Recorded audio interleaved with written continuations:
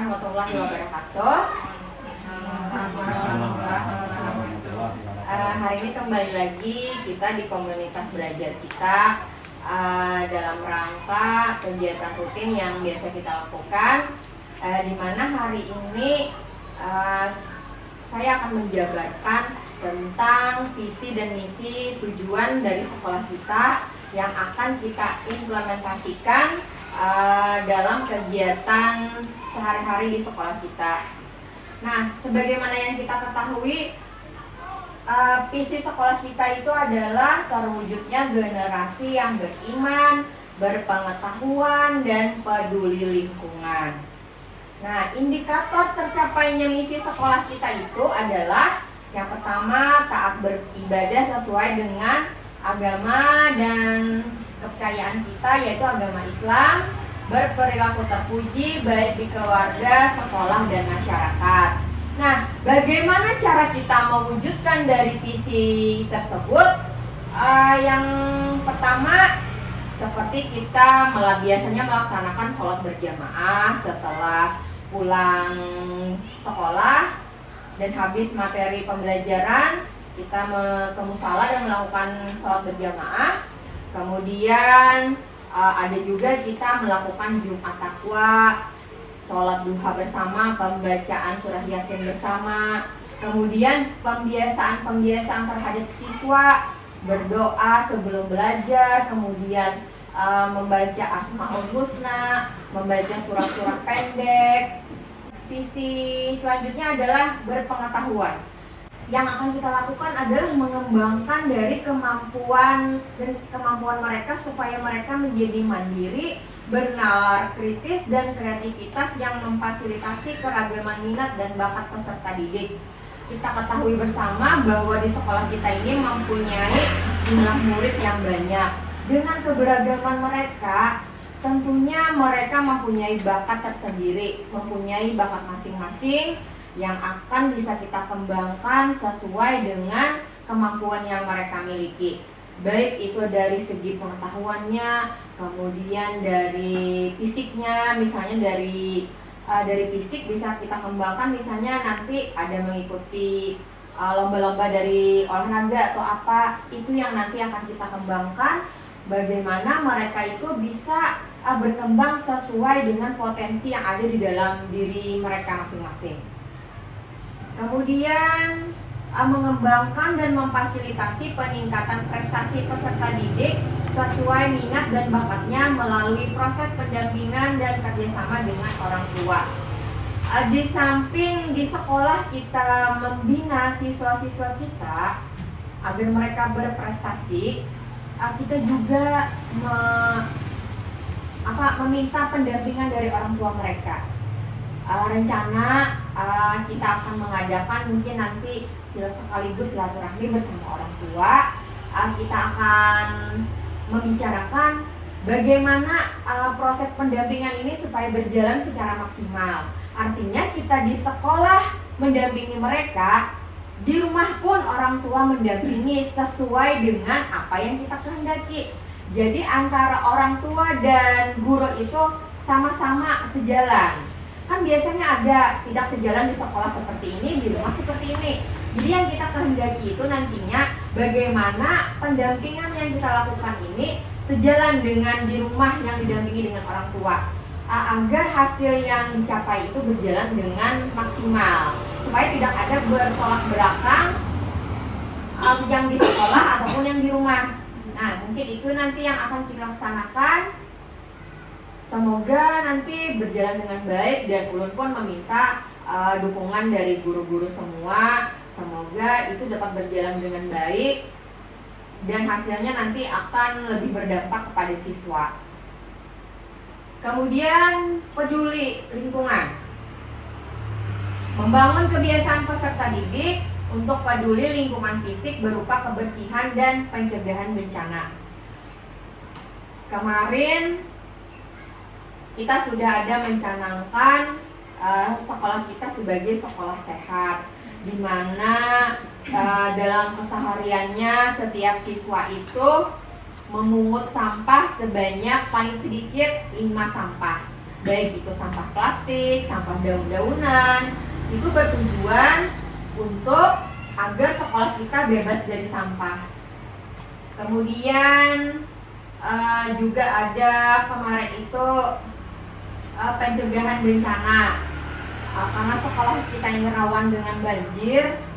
Jadi yang jelas kita berusaha untuk sedikit mengadakan perbaikan-perbaikan, walaupun perbaikannya dari yang sekecil apapun dulu. Misalnya kita menutup lubang-lubang yang menjadi sumber air. Semoga dengan itu bisa mengurangi kebanjiran yang sering terjadi di sekolahan kita.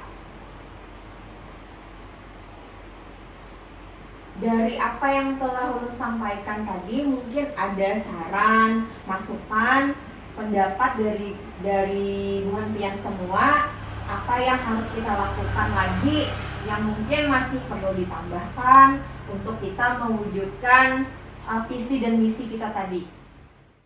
Mungkin ada saran, pendapat, masukan untuk mendukung perwujudan dari visi dan misi sekolah kita tadi.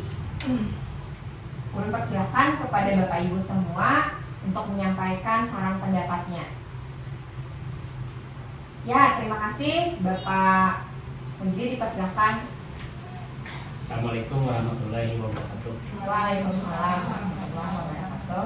Terima kasih pada Ibu yang memberi kesempatan untuk berbagi pembicaraan masalah visi dan misi sekolah. Di dalam visi dan misi sekolah, di dalam misi itu ada elemen beriman. Yeah. Di dalam beriman ini, anak sebelum masuk biasanya ada berdoa, kemudian ada baca surah-surah pendek, supaya mereka selalu tertuntun dengan alat-alat yang demikian. Nah, di dalam visi kan ada dikatakan sana bagaimana kita melaksanakan yang disebut dengan 5S supaya anak-anak ini di sekolah kita rasa nyaman, kemudian rasa tenang, kemudian rasa ada keakraban antara pendidik dan anak. Jadi 5S ini kan ada senyum, ada sapa, salam, santun, dan sopan pada peserta. Bagaimana caranya yang demikian? Mewujudkannya Pak. Yang mewujudkannya. Terima kasih.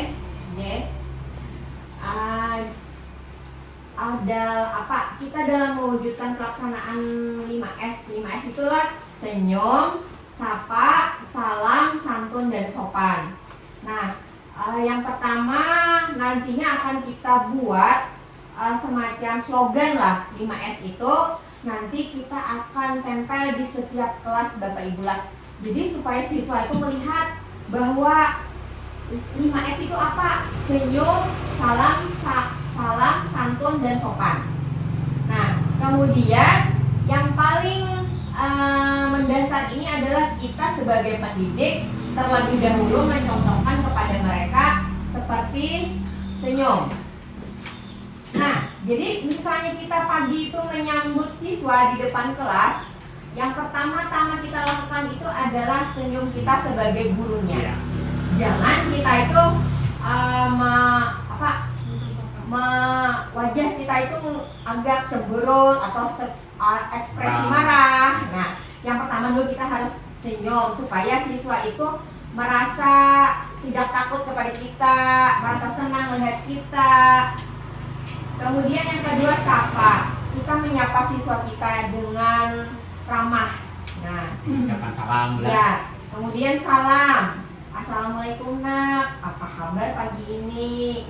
Nah, itu kan merasa lebih nyaman. Kita pun sebagai guru merasa lebih nyaman jika seandainya kita melakukannya dengan lemah lembut terhadap siswa. Kemudian santun. Santun itu misalnya kita memberikan contoh kepada mereka, berbicara dengan orang yang lebih tua itu seperti apa, kemudian berbicara dengan yang lebih muda pun seperti apa, lewat di depan. Ya, lewat di depan orang yang lebih tua itu seperti apa. Kemudian cara menyayangi adik-adik kelasnya di sekolah tuh seperti apa. Jangan misalnya mentang-mentang siswa kelas tinggi tidak mengayomi dengan yang kelas rendah, atau misalnya mengejek-ngejek atau seperti apa. Nah, kita pun sebagai guru terlebih dahulu mencontohkan kepada mereka. Kemudian sopan, harus sopan itu bertindak sopan itu seperti apa? Misalnya harus berpermisi. Misalnya waktu dalam belajar mau keluar harus minta izin, jangan keluar tanpa izin. Nah, itu kan sopan tuh, tanya sopan. Kita pun misalnya waktu meninggalkan kelas, misalnya kita ada keperluan apa, kita juga harus minta izin lawan apa kepada siswa. Ibu permisi lah keluar sebentar, ada keperluan ini. Nah, kita kan mencontohkan tuh sudah kepada siswa kayak apa yang seharusnya sopan yang dikehendaki itu seperti apa. Jadi intinya itu kita sebagai guru terlebih dahulu mencontohkan kepada siswa kita supaya mereka pun meniru apa yang kita lakukan. Jadi ibaratnya tuh kitalah yang lebih dulu meneladani terhadap mereka. Semoga dengan siswa kita melihat, oh bapak ibu tuh seperti itu, mudah-mudahan siswa kita tuh meniru, ya terbiasa ibaratnya mengikuti apa yang kita lakukan. Iya. Nah, kemudian lagi kira-kira itu yang bisa saya sampaikan. Mungkin masih ada saran pendapat yang lain untuk kayak apa kita mewujudkan visi dan misi sekolah kita ini. Assalamualaikum warahmatullahi wabarakatuh. Waalaikumsalam. Terima kasih. Dari bagian B, misi, poin kedua, elemen visi berpengetahuan. Poin kedua, mengembangkan dan memfasilitasi peningkatan prestasi peserta didik sesuai minat, bakat melalui proses pendampingan. Dan Ya, misalnya Bu, ada anak kita yang berprestasi Ya. sampai dikirim keluar, contoh atau olimpiade atau olahraga, bagaimana kita memfasilitasinya itu Bu? menghargai. Khusus dari segi keuangan, adakah anggaran kita itu dari dana bus kita? Misalnya ada anak berprestasi sampai dikirim keluar itu. Ya, terima kasih. Terima kasih atas pertanyaan dari Bapak. Untuk peningkatan prestasi tadi lah, mungkin sekolah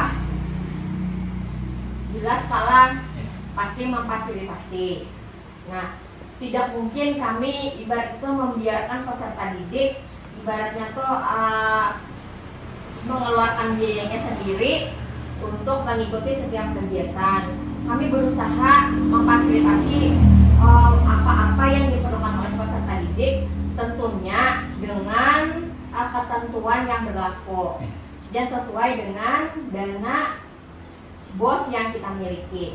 Terkait dengan masalah penggunaan dana BOS ini, ulun pun tidak secara langsung memutuskan sendiri. Pasti ulun meminta saran pendapat yang pertama dari bendahara yang terutama mengelola masalah pengelolaan dana BOS, supaya nantinya dana BOS yang kita keluarkan itu sesuai dengan arahan atau ketentuan dari pemerintah, supaya kita tuh jangan ada sampai istilahnya tuh kesalahan. Nah, jadi ulun harus berkonsultasi dengan bendahara dahulu, bagaimana cara penganggarannya, kemudian jumlahnya berapa, banyaknya berapa yang harus kita keluarkan. Tapi jelas ulun sangat mengapresiasi dengan siswa kita yang berprestasi, dan ulun pun akan mengusahakan memfasilitasi dengan sebaik mungkin. Ada mungkin kita pihak sekolah membiarkan tanpa ada memberi bantuan kepada siswa, tentunya akan kami usahakan. Cuma ulun pun harus konsultasi dengan bendahara BOS dulu, bagaimana supaya perencanaan ataupun nantinya mengeluarkan anggaran itu sesuai dengan peraturan yang ada. Tapi yang sangat jelas ulun tekankan, pasti Pak lah kami memfasilitasi. Kami tidak akan membiarkan peserta didik itu mereka tanpa ada pendampingan dan segala macam itu akan kami fasilitasi. Nah, Kemudian mungkin masih ada saran atau pendapat dari Bapak Ibu yang lain, silahkan. Oh ya, terima kasih kepada Ibu Anita. Mungkin ada saran pendapat yang ingin disampaikan, boleh silahkan. Assalamualaikum warahmatullahi wabarakatuh. Waalaikumsalam. Terima kasih kepada Ibu yang memberikan ulang kesempatan. Mungkin di sini boleh menyampaikan sedikit saran tentang elemen visi beriman, yaitu kan membangun kebiasaan tertib beribadah, berdoa sebelum memulai pelajaran. Selama ini kan boleh sudah diterapkan, gitu, boleh yang berdoa sebelum pelajaran. Nah, ya, apa Bu, kalau misalnya untuk kedepannya mungkin boleh kita tuh Bu, kalau setiap pagi juga diputarkan atau diputarkan apa ya? Firman suara. Nah, misalnya mulai dari Asmaul Husna, misalnya boleh kita mulai pagi itu kan. Jadi pagi Asmaul Husna surat pendek atau hanya karena kan ibaratnya ada gurunya diteruskan lawan baca doa sebelum belajar. Cuma ibaratnya yang itu tadi rutin setiap pagi dan pakai soundnya Bu. Jadi Bu, setiap kelasnya kita mengiringi. Jadi anak ini misalnya jam masuk atau di lokasi atau tempat tim depan dinyalakan nanti Bu soundnya nih. Jadi kan anak-anaknya terlibat soundnya dia mengiringi. Karena kan Bu maunya kita mengamalkan mengiring gurunya nih Bu. Kadang kan anak-anak Bu kemandangan kami kada mau bisa belum, tapi ya amun ibaratnya setiap hari rutin gitu Bu kan, kira-kira insya Allah ini juga Terbiasa. ya terbiasa. Jadi kebiasaan tuh yang beribadah untuk mewujudkannya tadi kita adakan pakai sound tadi tuh Bu. Jadi Pak, Ya, terima kasih kepada Ibu Anita. Saran yang sangat baik sekali menurut Ulun. Yang pertama berarti kita itu tuh harus dulu menyiapkan fasilitasnya ya Rola, sound sistemnya seperti apa, supaya menjangkau ke semua ruangan kelas Bu lah. Nah ya, yang selama ini kan kayaknya untuk kelas kita yang berada di belakang itu kurang terdengar lah. Nah, kalau yang di depan ini mungkin agak lebih jelas, cuma yang di belakang ini berarti kalau kita ingin melakukan hal yang seperti Ibu sampaikan tadi, yang pertama kita siapkan itu adalah masalah sound sistemnya dulu. Nah, dengan adanya sound system itu tentunya berarti kan kita nih bisa jadi mungkin menambah apa di alat yang ada ini atau mungkin membeli yang baru.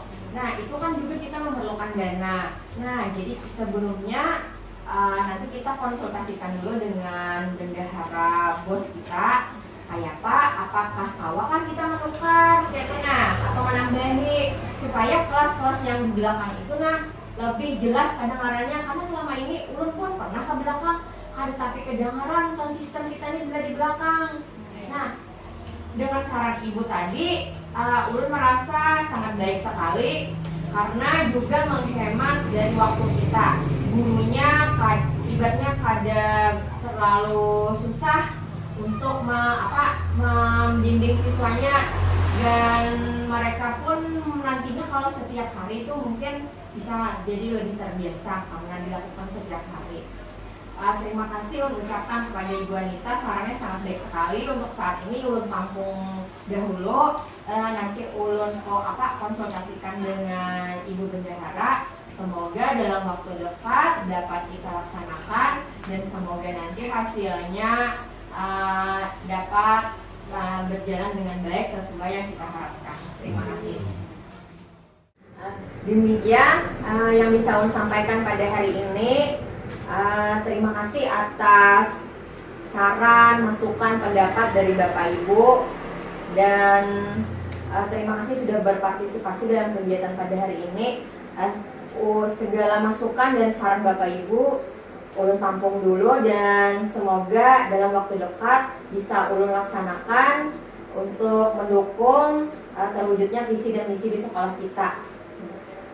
Ulun akhiri dengan wassalamualaikum warahmatullahi wabarakatuh. Waalaikumsalam.